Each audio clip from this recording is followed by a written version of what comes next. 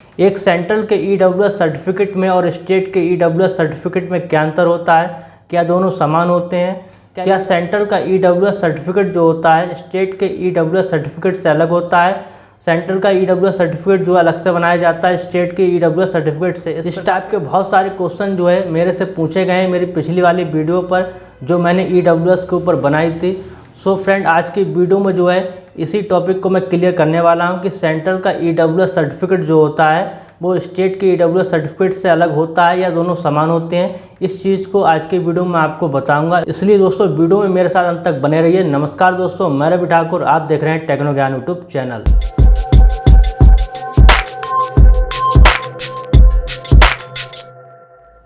तब दोस्तों, सेंट्रल का ईडब्ल्यूएस सर्टिफिकेट और स्टेट के ईडब्ल्यूएस सर्टिफिकेट में क्या अंतर होता है ये मैं जो है आपको आगे वीडियो में बताऊंगा। उससे पहले मैं आपको बताता हूं कि सेंट्रल का जो ईडब्ल्यूएस सर्टिफिकेट है उसको बनाने के लिए क्या क्राइटेरिया है। मतलब एक सेंट्रल का ईडब्ल्यूएस बनाने के लिए आपके पास क्या एलिजिबिलिटी होनी चाहिए, ये सबसे पहले बात करते हैं। पहला क्राइटेरिया है सेंट्रल का ईडब्ल्यूएस बनाने के लिए कि आवेदक जो है मतलब जो एप्लीकेंट है वो जनरल कैटेगरी से होना चाहिए, अदर कैटेगरी से नहीं होना चाहिए।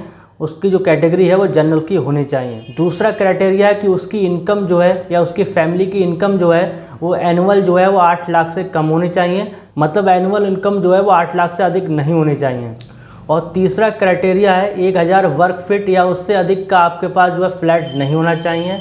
और चौथा क्राइटेरिया है अधिसूचित नगर पालिका के अंतर्गत जो है 100 वर्ग गज अथवा उससे अधिक का जो है आवासीय भूखंड नहीं होना चाहिए। और पांचवा क्राइटेरिया है अधिसूचित नगरपालिका से इतर 200 वर्ग गज अथवा उससे अधिक का जो है आवासीय भूखंड नहीं होना चाहिए। छठा क्राइटेरिया है वो सेंट्रल का ईडब्ल्यूएस बनाने के लिए वो है कि आपका जो ईडब्ल्यूएस सर्टिफिकेट है वो तहसीलदार या उससे हाई रैंक के जो है ऑफिसर से बना होना चाहिए। जैसे आपका जो ईडब्ल्यूएस सर्टिफिकेट जो है तहसीलदार, डीएम, एसडीएम से बना होना चाहिए, तब आपका ईडब्ल्यूएस सर्टिफिकेट जो है सेंट्रल के लिए मान्य होगा। लास्ट सातवां जो क्राइटेरिया है कि आपके पास जो है 5 एकड़ से ज़्यादा कृषि योग्य भूमि नहीं होनी चाहिए। तब दोस्तों, ये था सेंट्रल के ईडब्ल्यूएस बनाने के लिए क्राइटेरिया। मैंने आपको जो है सभी पॉइंट बता दिए हैं। अगर आप जो है सेंट्रल के ईडब्ल्यूएस बनाने का जो क्राइटेरिया को पढ़ना चाहते हैं तो मेरी वेबसाइट पर आप पढ़ सकते हैं। मेरी वेबसाइट का लिंक आपको जो है वीडियो के जो डिस्क्रिप्शन है वहाँ पर आपको मिल जाएगा।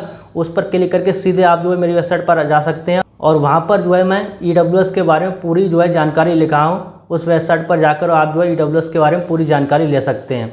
अब बात करते हैं दोस्तों, सेंट्रल का ईडब्ल्यूएस सर्टिफिकेट जो होता है वो स्टेट के ईडब्ल्यूएस सर्टिफिकेट से अलग होता है या नहीं।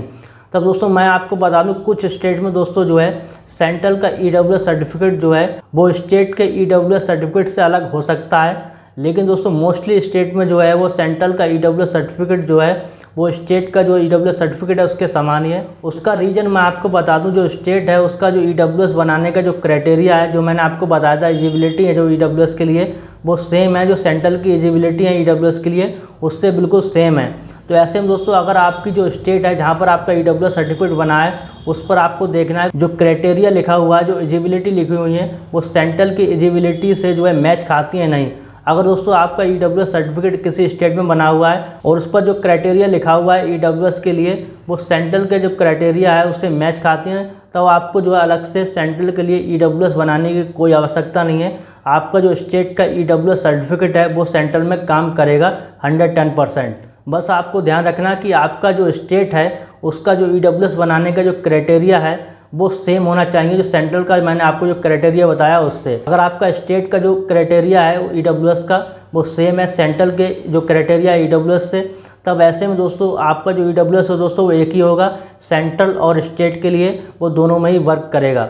और आपको ध्यान रखना कि आपका जो ईडब्ल्यूएस सर्टिफिकेट है वो तहसीलदार या उससे हाई रैंक का जो है बना होना चाहिए। जैसे दोस्तों एसडीएम और डीएम और तहसीलदार से अगर आपका ईडब्ल्यूएस सर्टिफिकेट बना है और आपका जो क्राइटेरिया जो उस पर लिखा हुआ है वो सेंट्रल से क्राइटेरिया से मैच खाता है, तब आपका जो ईडब्ल्यूएस सर्टिफिकेट है वो स्टेट और सेंट्रल दोनों में ही काम करेगा। आपको अलग से जो है सेंट्रल के लिए या स्टेट के लिए ईडब्ल्यूएस बनाने की आवश्यकता नहीं पड़ेगी। अगर आपका जो ईडब्ल्यूएस सर्टिफिकेट है उस पर जो क्राइटेरिया लिखा हुआ है वो जो है सेंट्रल से क्राइटेरिया से जो अलग है, मतलब आपके जो ईडब्ल्यूएस पे लिखा हुआ है कि जिसकी एनुअल इनकम जो है वो 6 लाख से कम होगी वो ईडब्ल्यूएस सर्टिफिकेट बना सकता है, तब ऐसे में दोस्तों आपका जो EWS सर्टिफिकेट है वो स्टेट के लिए अलग हो जाएगा और सेंट्रल के लिए अलग हो जाएगा, क्योंकि सेंट्रल में जो है इनकम की जो फाउंडेशन है, मतलब जो लिमिट है वो जो है 8 लाख होनी चाहिए या 8 लाख से कम होनी चाहिए। तो सीधी सी बात दोस्तों मैं आपको बता देता हूँ, अगर आपकी स्टेट में, जिस भी स्टेट में आप रहते हैं, उसमें जो EWS बनाने का जो क्राइटेरिया है वो सेंट्रल का जो EWS बनाने का क्राइटेरिया है उसके समान है, तब आपकी स्टेट में जो है सेंट्रल और स्टेट के लिए EWS सर्टिफिकेट जो एक ही होगा। आपको अलग से जो है सेंट्रल के लिए EWS बनाने की आवश्यकता नहीं है।